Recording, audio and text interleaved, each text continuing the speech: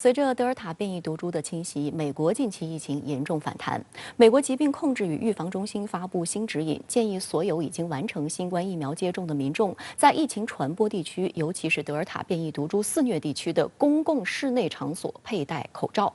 然而，新版口罩令一出，美国两党再现口水战，国会众议院共和党人集体暴走，对口罩令发起抗议。根据美国疾病控制和预防中心公布的数据显示，周五全美报告新增新冠确诊病例超过10万例，为今年2月7日以来的单日增幅最高纪录。其中，佛罗里达州成为美国疫情新震中，全美1/5的新增病例来自该州。佛州杰克逊维尔市一家医院的护士接受美媒采访时透露，由于住院病例大幅增加，医院现在已经无法提供单人病房，而是改为多人间。That's back to where we were last December, last January, in our big peak of last year. So we're kind of taking a step back to where we were and trying to navigate through this new variant and help as many people as we can. And it's very busy here. 专家认为，近期病例激增与美国国内疫苗接种率不达标密切相关。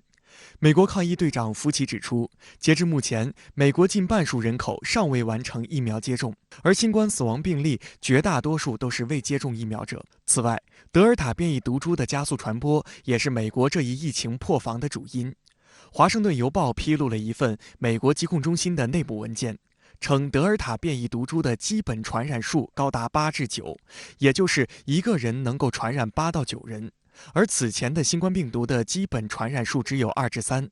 美国疾控中心主任瓦伦斯基随后证实了该文件的真实性，并表示德尔塔变异毒株的传染性不亚于水痘，甚至可以通过接种疫苗的人传播，并可能导致比早期毒株更严重的疾病。为保证民众安全，美国疾控中心周二修订防疫指导方针，建议已接种疫苗但处于疫情严重或高风险地区的美国民众在室内佩戴口罩。美国总统拜登当天发布声明，呼吁所有美国人遵守新版口罩令。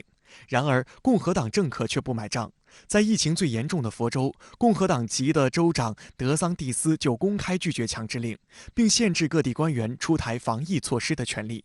更离谱的是，德桑蒂斯周五宣布禁止当地学区在新学期复课后要求学生佩戴口罩，美其名曰是为了保护家长和学生自由呼吸的权利。 This should absolutely not be imposed. It should not be mandated to be able to provide protections for parents and kids who just want to breathe freely and don't want to be suffering under these masks. 不具备医学背景的德桑蒂斯还称，确诊病例激增的原因是由于夏季天气炎热。比起戴口罩，民众应更多待在开空调的室内。由于疫情的强势反弹，美国国会山医务部门本周也宣布要重新收紧一系列防疫措施，包括在众议院所在建筑内重新强制佩戴口罩。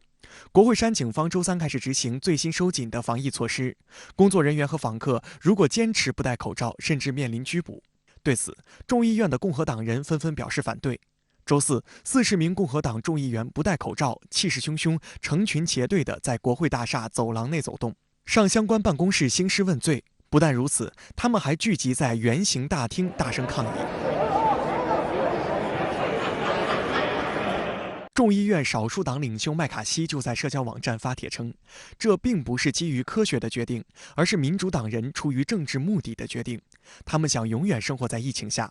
对于麦卡锡这番言论，民主党籍的众议院议长佩洛西在记者会上回应道：“他真是个白痴。”事实上，在正式执行这一防疫政策之前，两党众议员就已经在国会围绕是否强制佩戴口罩激辩了好几天。 You only should wear the mask for the hot spots. So what is Washington? The vaccination rate for the members of Congress is over 85%. And as of today, the transmission rate on the Capitol campus is less than 1%. Well, the facts would tell us this isn't a hot spot, so the CDC recommendation doesn't apply to us. The top doctor for Congress asks us to put on masks when we come to a chamber with 435 people. Somebody in this chamber is coming from a hotspot. Somebody represents the hotspots. And they get in a plane and they fly here and they interact with all of us. 观察人士指出，共和党政客的态度以及围绕戴口罩的激烈争论，在美国并不陌生。从去年疫情爆发到如今疫情再度反弹，拒绝口罩的态度在美国相当有市场。在共和党人心中，是否佩戴口罩这件事不单单是一个科学问题，更多的则是具有政治意义。令人无奈又讽刺的是，共和党人明里暗里阻挠抗议，最后受害的当然还是美国民众。除了针对疫情，两党在国会的斗争也愈演愈烈。特朗普的纳税问题又有新进展。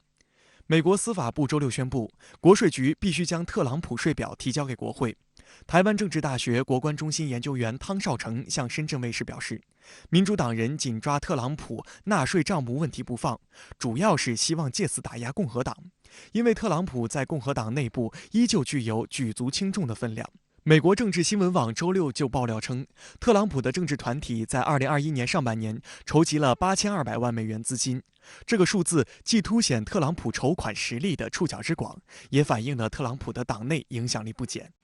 他的这个支持度啊，在这个共和党内啊，好像还是蛮高的啊。说万一如果说他再东山再起的话，那这个东西是这个对整个美国的这个影响是非常非常严重的啊。那所以我是觉得说，美国现在相关单位呢，他们加紧脚步啊，要来对于川普的这个所谓的税务的问题啊，来做一个调查。我觉得这个其实还是有相当重要的意义的。相关话题来连线特约评论员陈斌。陈先生您好。美国新冠疫情再起，单日确诊周五再破10万，但驴象两党却在为戴不戴口罩死磕互斗。您对此如何看？美西你好，这就是美式民主，为戴不戴口罩这样的事呢都要闹一下，给人呢一种美式民主就是惹是生非的感觉。40多名共和党议员呢喊到这个圆形的大厅呢表示抗议，反对强制戴口罩，让人呢容易想起今年1月6日的国会山暴动，只不过呢前者和平，后者暴力。民主党的众议院议长佩洛西呢痛斥共和党领袖麦卡锡是白痴，这麦卡锡呢反击说强制戴口罩不讲科学，骂来骂去，美国呢确诊人数却在不断的上升。防疫专家警告，德尔塔变种病毒呢已经突破了这个疫苗防线，那么害得拜登总统呢不得不搞有奖接种，给接种的人呢100美元的奖励。两党呢为琐碎小事斗气的事呢还很多，比如说呢，拜登在一次会议上没有擦干净这个吃饭留在下巴上的蛋黄，这共和党呢是立即兴风作浪，认为呢拜登有失体面，要求白宫呢出具总统的健康报告，看他呢这个适合不适合继续执掌国家。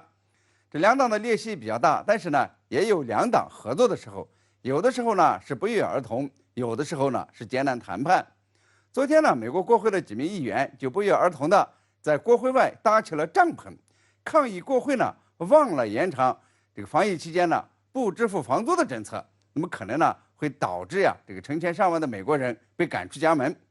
当然呢，两党也有经过艰难谈判而达成一致的。你比如说呢，上周五参议员呢克服这个严重的党派分歧，通过了拜登政府提出的1万亿美元的基础设施议案，以便呢提振经济、翻新道路和桥梁等基础设施。可以这么说两党呢有时是你死我活，有的时候呢也能够顾全大局。明显伤害民意，特别是这个伤害本党支持者的事呢，一般都不敢干。而呢，政客对个人的攻击呢，则是毫不留情。